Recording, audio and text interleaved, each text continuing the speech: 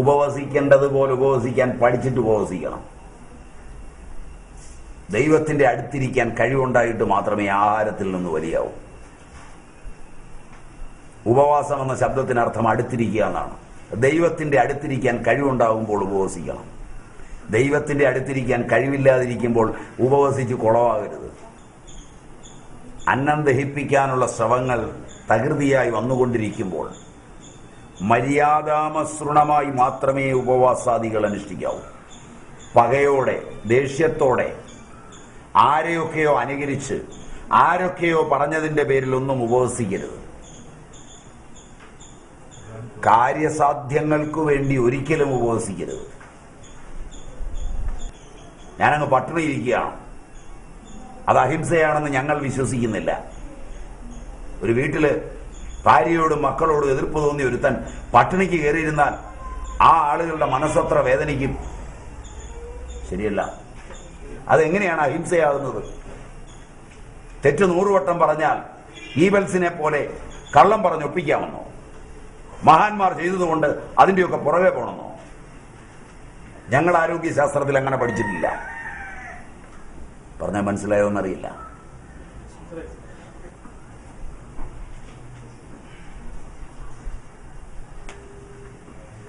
ഇങ്ങനെയൊക്കെയുള്ള ഒരുപാട് അന്ധവിശ്വാസങ്ങൾ ഞങ്ങൾക്കുണ്ട്. ഉപവാസം മര്യാദാമസൃണമായിരിക്കണം. ഉള്ളിലുണ്ടാകുന്ന ദഹിപ്പിക്കുവാനായി വരുന്ന ഉമിനീര് അതകത്തേക്ക് പോകുന്നുണ്ടെങ്കിൽ ഉപവസിക്കരുത്. ബൈല് പുറപ്പെടുമെങ്കിൽ ഉപവസിക്കരുത്.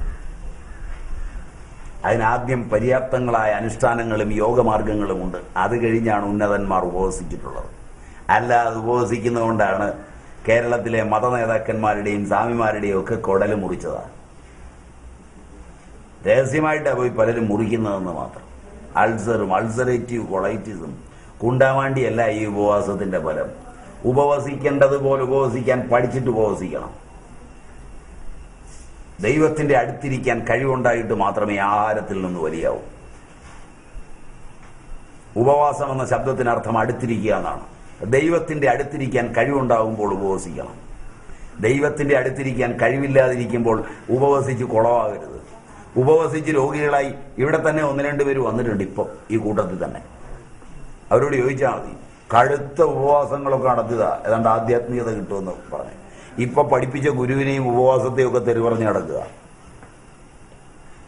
പറഞ്ഞ മനസ്സിലായില്ല? അതല്ല ഉപവാസം. ഈശ്വരചിന്ത കൂടുകയും ഈശ്വരന്റെ അടുത്തിരിക്കുവാൻ കഴിയുകയും ചെയ്യുമ്പോൾ ആഹാരത്തിന്റെ രുചി കുറയും, ആരോഗ്യം കൂടും. ഈശ്വരനെ അറിയുന്നവന് ആരോഗ്യം കൂടും. അവൻ പട്ടിണി കിടക്കുകയല്ല ചെയ്യുന്നത്.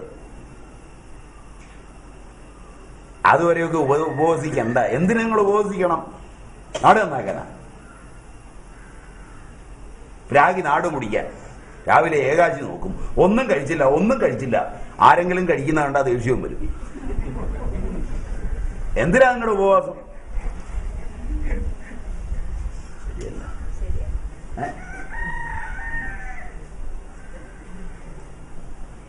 നിങ്ങൾക്ക് എന്നോട് അത്ര പഥ്യമൊന്നും വരാൻ കഴിയില്ല.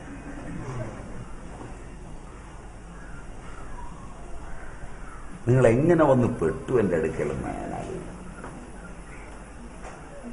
എത്രയോ നല്ല സ്ഥലങ്ങളുണ്ട്, അതെല്ലാം കളഞ്ഞിട്ട് വെറുതെ രാവിലെ കൊച്ചുവെളുപ്പം കാലത്ത് എന്നെ കാണാൻ പോരണമായിരുന്നോ? അന്നം 7 സർഗങ്ങളോട് കൂടിയതാണ്. അതിലെ പ്രഥമ സർഗം ലോകമന്നമാണെന്നുള്ളതാണ്. കാണുന്നതും കേൾക്കുന്നതും തൊടുന്നതും രുചിക്കുന്നതും എല്ലാം ലോകമാണ്. ലോകത്തിൽ രുചിയുണ്ടെന്ന് പറഞ്ഞത് ആനന്ദവർദ്ധനനാണ്. ലോകം അന്നമാണെന്നുള്ളത് ഭരതൻ നാട്യശാസ്ത്രത്തിൽ നിർബന്ധിച്ച് പറയുന്നതാണ്. ലോകത്തെ അന്നമായാണ് ഉപനിഷത്തുകൾ കാണുന്നത്. ആഹ്രിയന്ത ഇത്യാഹാരഹ എന്ന പ്രമാണപ്രകാരം ഇന്ദ്രിയങ്ങൾ വലിച്ചു കയറ്റുന്നതെല്ലാം ആഹാരമാണ്. അതുകൊണ്ട് സപ്താന്ന സർഗങ്ങളും ശുദ്ധമായിരിക്കണം. ലോകം അന്നമാണ്, അഗ്നിയും സോമവും അന്നമാണ്, മനസ്സന്നമാണ്, ബുദ്ധി അന്നമാണ്, പ്രാണൻ അന്നമാണ്. 6 അന്നങ്ങൾ ശുദ്ധമാവണം. അതിൽ നിങ്ങൾക്ക് സ്ഥൂലമായി കിട്ടുന്ന ഏറ്റവും പ്രധാനപ്പെട്ട അന്നമാണ് ലോകം. നല്ലത് കാണണം, നല്ലത് കേൾക്കണം, നല്ലത് പറയണം, നല്ലത് തൊടണം.